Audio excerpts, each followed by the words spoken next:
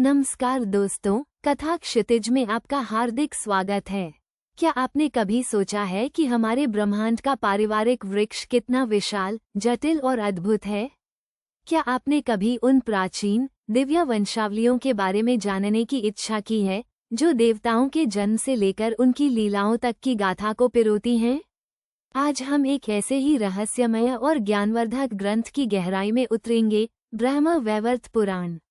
ये पुराण केवल कहानियों का संग्रह नहीं, बल्कि दिव्य राजवंशों का एक ऐसा ऐतिहासिक अभिलेख है, जो सेलेस्टियल जीनियालॉजीज को अद्वितीय विस्तार से प्रस्तुत करता है।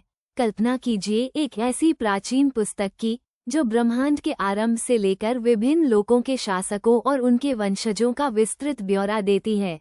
ब्रह्म वैवर्त पुराण, जो 18 महापुराणों में से एक है, इस कार्य को बड़ी ही सूक्ष्मता और भक्तिभाव से करता है। इसका नाम ही बताता है, ब्रह्म यानी सृष्टि और वैवर्त यानी उसका विस्तार, उसका परिवर्तन। ये हमें बताता है कि कैसे स्वयं परब्रह्म से लेकर प्रत्येक देवी देवता और ऋषि मुनियों तक सबकी एक सुव्यवस्थित वंशावली है। ये पुराण मुख्यतः 4 खंडों में विभाजित है: प्रकृति खंड, ब्रह्म खंड, गणेश खंड और कृष्ण जन्म खंड।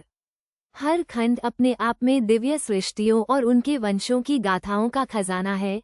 ये हमें सिखाता है कि सृष्टि के सृजनकर्ता ब्रह्मा जी स्वयं कैसे भगवान विष्णु की नाभि कमल से प्रकट हुए और फिर कैसे उन्होंने अपने संकल्प से 10 मानस पुत्रों, प्रजापतियों और अन्य देवगणों को जन्म दिया। ये प्रजापति ही आगे चलकर मानव जाति और अन्य दिव्य जातियों के मूल पूर्वज बने। इस पुराण में हमें देवर्षि नारद, मरीचि, अत्रि, अंगिरा, पुलस्त्य, पुला, क्रतु, भृगु, वशिष्ठ जैसे महान ऋषियों की उत्पत्ति और उनके वंशजों का भी विस्तृत वर्णन मिलता है। ये ऋषि मुनि न केवल ज्ञान के स्रोत थे, बल्कि इन्होंने धर्म, नैतिकता और वेदों के ज्ञान को आगे बढ़ाया। इन वंशावलियों को पढ़कर यह स्पष्ट होता है कि कैसे प्रत्येक देवी देवता या महत्वपूर्ण व्यक्तित्व एक दूसरे से जुड़ा हुआ है और कैसे उनके संबंध ब्रह्मांडीय व्यवस्था को बनाए रखते हैं। ब्रह्म वैवर्त पुराण की सबसे बड़ी विशेषता इसका भगवान कृष्ण और राधा रानी पर केंद्रित होना है। ये कृष्ण को स्वयं परब्रह्म के रूप में प्रस्तुत करता है और राधा को उनकी आदि शक्ति, उनकी प्राणप्रिया के रूप में। इस पुराण में हमें कृष्ण के अवतारों, उनके विभिन्न रूपों, उनके परिवार और उनके अनगिनत भक्तों की वंशावलियों का भी पता चलता है। इसमें गोलोक की संरचना और वहां रहने वाले नित्य सिद्ध पार्षदों का भी विस्तृत वर्णन है, जो स्वयं एक दिव्य वंशावली का हिस्सा हैं। क्या यह अद्भुत नहीं है कि हमारे पूर्वजों ने हजारों वर्ष पहले ही इन दिव्य राजवंशों को इतना व्यवस्थित रूप से लिपिबद्ध कर दिया था?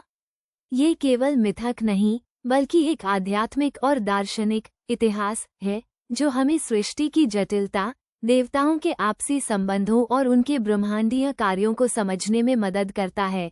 ये हमें दिखाता है कि कैसे ब्रह्मांडीय ऊर्जाएं विभिन्न रूपों में प्रकट होकर इस विशाल नाटक का मंचन करती हैं और कैसे हम मनुष्य भी उसी सनातन दिव्य परंपरा का एक अभिन्न अंग हैं। ये पुराण हमें न केवल ज्ञान देता है, बल्कि भक्ति और प्रेम का मार्ग भी दिखाता है।